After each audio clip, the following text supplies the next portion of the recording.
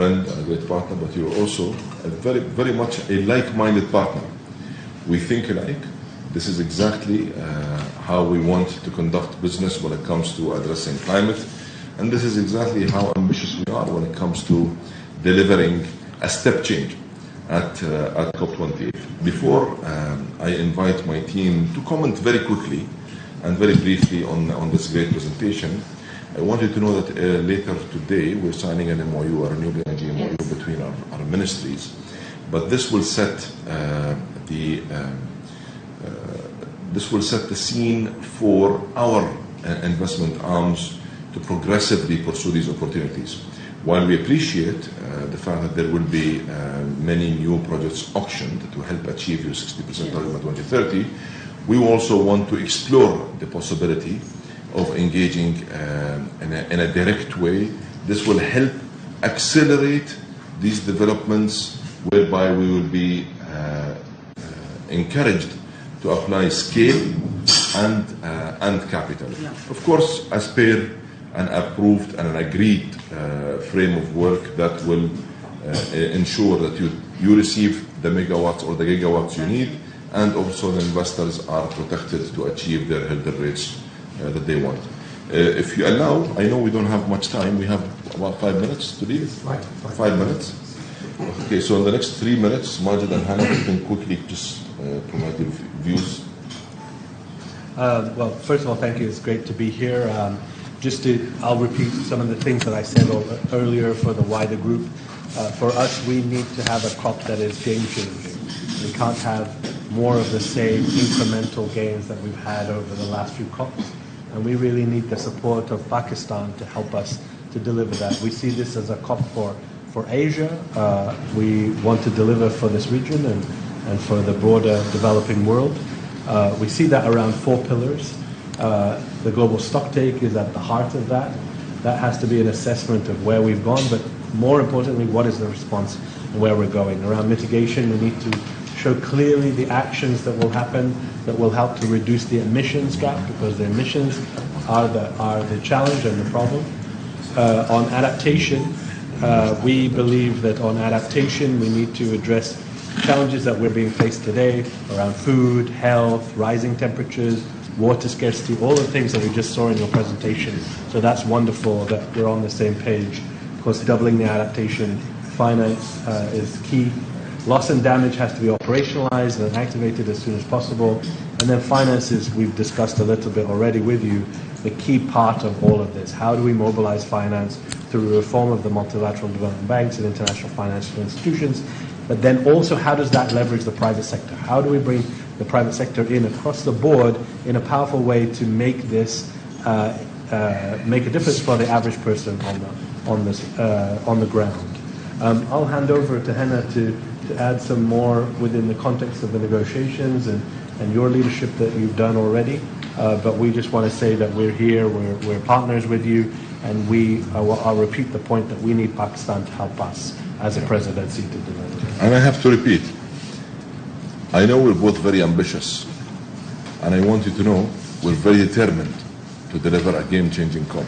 But we also know that we don't have all the solutions, and we cannot do this alone.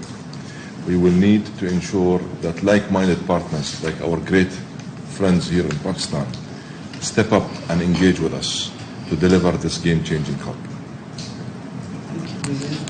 Assalamu alaikum, and not much to add, of course, from their excellencies. They've covered, of course, our commitment, our deep appreciation for the strong partnership, but also the leadership of Pakistan. Of course, having led the Global South last year, we very much appreciated your inclusive approach in keeping the group united and ensuring that our process delivers for those who need it the most. I think certainly the outcomes last year definitely brought an element of trust back into the process, and that's a momentum that we're very keen to build on with your leadership, Your Excellency specifically. And here I refer to the loss and damage fund and funding arrangements, which were established in COP27, and which through the Transitional Committee must come to recommendations and be operationalized in COP28. This is really, to me, and to many of us, really an opportunity for us to show that the process works, the process can deliver. And when member states come together and call for solidarity for those who are facing impacts that they did not cause or create, but that this can actually lead to global solidarity for outcomes, that we can do that in the time we set forward, and we can do that realistically. And so for that, we have an opportunity, having been mandated to convene a ministerial on loss and damage at the UN General Assembly. We have the opportunity to encourage international partners for early pledges to demonstrate that this is not just an empty fund, but one that can be capitalized soonest after it's activated at Cop28. And on your point on adaptation, that we're looking at using the mandate that we have for the Global Goal on Adaptation to develop a framework that can truly drive adaptive capacities of all countries. And as we're looking towards keeping 1.5 within reach, we're also putting mechanisms in place to adapt to a world that is 1.5 degrees, which your country has been in the front lines of dealing with, and where we absolutely must step up efforts in building resilience and capacities. And furthermore, I think all items have been raised, but we want to ensure that across the agenda that we have this year, that we do have balanced outcomes, but ones that remain relevant for all countries, but that can be championed by all. Through the global stocktake, we will certainly identify the gaps, but as their excellencies have mentioned, we must also identify the response and ensure that that is owned by everyone and implemented by everyone in this decade, so that this platform can really be a catalyst for action and a catalyst for the new model of development that we all want and that the future that we all need. Thank you. I would have, thank you, Excellencies. I want to recommend your excellent negotiator, Hannah. I have been with her at many conferences, and she is on the money always, literally. So thank you. Nobody is complaining about her yet. About her yet? They have to complain. You know? In order for me to be happy, and I know that she's doing a good job, they have to complain. I can help out with that anytime. So our team had lots to say, and it leaves it's the sign of a good meeting is that we always walk away with the taste of unfinished conversations, yeah, like a good party, a good meeting also.